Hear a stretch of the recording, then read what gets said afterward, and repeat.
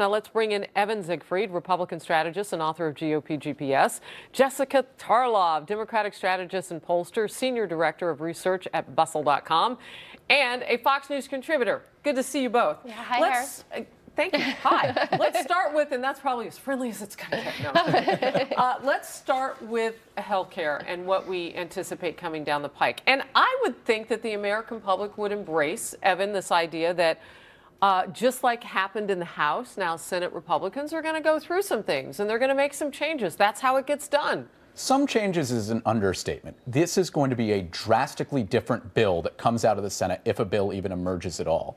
We are seeing senators recoil because either the bill doesn't go far enough, such as the case of Kentucky Senator Rand Paul, or there are more moderate senators, such as Susan Collins of Maine, Senator Cassidy of Louisiana. Lisa Murkowski. And then you've got the Ben Sasses, who are just looking at it and saying it's a convoluted bill. They want to actually have a bill that does lower costs and addresses several of the problems that weren't even touched by the House bill. All right, so you mentioned Rand Paul. I want to throw in a name too, Senator Ted Cruz, who we know is famous for, grandstanding and repealing totally. And so what if it can't get beyond the Senate quickly? I mean, eventually, maybe, maybe not. Well, it definitely won't be a matter of weeks when you think about it. Mitch McConnell's made it clear that he wants to see a CBO score on the bill, the Republican House bill. So is House Lindsey bill. Graham, by the way. Yeah, no. I mean, I think that a lot of them would. If you heard also Susan Collins making the rounds today, talking about her concerns, focusing specifically on pre-existing conditions. And we know that she and Lisa Murkowski are also not going to go for anything that defunds Planned Parenthood, which may be a sticking point for some more conservative senators. Yeah, so how much of that is about politics and whose seats are coming up and so on and so on? How much of this is about the midterm elections of 2018? I think it's obviously always a factor. There are a lot of senators who are up. Obviously, all of the House is up, and I think that they're going to have a lot more to deal with, especially those Republicans who are in districts that went for Hillary Clinton, like all over California, with Darrell Issa casting, the 216th vote, as it were, and, his county didn't go for President Trump. So I think there's a lot of posturing, but there are also a lot of senators who have made it clear throughout this entire process, to go back to Susan Collins, Lisa Murkowski, Cassidy, where their concerns are in this pre-existing conditions and the Medicaid expansion are critical for Rob Portman, for instance. So the pre-existing conditions are long. There are a lot of things that are allowed, but it's going to be state by state, and they will vary. They won't be uniform. But there is a lot of misinformation out there when you really read, and you can read the AHCA online. You can read that bill.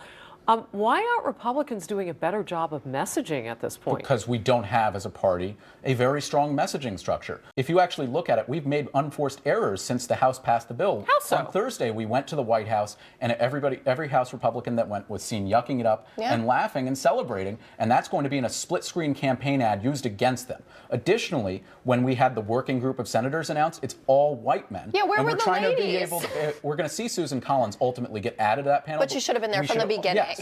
And so we're seeing that. And then also, as Senator Cassidy alluded to on Friday, whatever bill comes out of the Senate has to pass the Jimmy Kimmel test. And Jimmy Kimmel went out on Tuesday or Wednesday night and had an emotional impact, which more Americans registered and actually shared. So we need to be able to combat that and have a bill where we can't have a late-night talk show host making Americans angry and think that Republicans are trying to kill them. So you can put that in the celebrity box, but it also has to go back to the House, which will be decidedly a lot more conservative on many of the issues because they have now worked their way forward. The House managed to bring those moderates in and the Freedom Caucus members. They've done the hard work that faces the Senate. So you can evoke the name of Jimmy Kimmel, but you're also going to have to do the same kind of work and make it palatable to go back through the House. And I hear you kind of trying to help Evan out with, how you bring it all genuine. But how That's what I do for Republican friends. But how genuine really? When I see Dianne Feinstein, no, not you, you're lovely.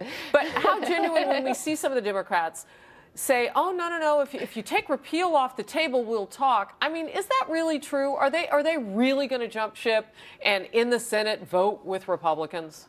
I actually don't think so. I mean, you may get a couple, Joe Manchin may come out there. You might have a Heidi Heitkamp, someone who's up for re-election in a red state who's made it clear that they need Democrats, far-left Democrats, to stop getting on them every time they say that they're willing to work with Republicans or meet with Neil Gorsuch, for instance, why that should be a problem to even have a conversation with the man. But do I see Chuck Schumer backing really anything there? No, I don't think so. But I would say, going back to what we were talking about, what an interesting choice. But I say that because now they're going to get going to have to be unified in their messaging. You got 50 out of 52. It's not impossible in the Senate for Republicans at this point. Those votes, you don't really need the Democrats. No, we don't need the Democrats. We just need 50 votes, and then Mike Pence would break the tie in favor of it. But we need to have a palpable bill, and I think there are Republican senators, as Jess alluded to, that have very serious concerns, either from the more moderate standpoint or from further right. And you have these senators who are voicing these concerns. You have to realize that we're not going to move as quickly as the House did. The Senate is called the world's most deliberative body, and that's because they pump the brakes on everything and they examine it and they go through it. How important do you think it is at this point, the timing of this? Because you know that insurance companies had, in state by state, had delayed hiking their prices to see what was going to go on with this process. That's coming down the pike, too. They could raise their prices. Then in less than 6 months, you have another enrollment period for people with Obamacare. I mean, Republicans have actually put into place a situation where Obamacare doesn't really go away. Yeah, I think maybe that changes under the Senate bill. I don't know. Well, I think the Senate is going to be doing much more improvements. They can call it repeal and replace. They could call it an Egg McMuffin, but it'll end up at the end of the day being repair. And what they're going to do is they're going to try and do it right, as opposed to look at the deadline of, well, the new 2018 insurance rates are going to be coming out in a couple of months. Because if they just try and rush something through, then that's going to hurt more Americans in the long term. Yeah. So I think that one more year of having that wait and fix to get it right is more important than trying to do something short. President Obama told members of his party, don't rescue the Republicans on this. I mean, listen, we're all in this together. That doesn't seem very American. But it's political. I'm pretty high on Obama right now. So I know you love him. I do. But I would say we really are, especially, and we've talked about this before, we're talking about health care. This isn't some normal pork barrel issue. These are people's right to have insurance that's affordable, that's quality. There's no question we need to make changes to Obamacare. I mean, we were just listening to President Tom Obama Rice. Made upwards of 30 of them by executive order. Yes, we know it needs fixing. Absolutely, and the insurance across state lines, I think, is the best place to start with all of this. I wish Chuck Schumer would start talking about that, because I think that's somewhere where you could get more moderate Democrats who are out there, these red state Democrats who are going to be up against Trump voters who maybe don't want to throw them out. They were interested in a change at the top. Next time we get together, we have to talk about North Korea, but we ran out of time because this is a huge issue that touches every American. Good to see you both. Nice to see you. Evan, Thanks, have a great week.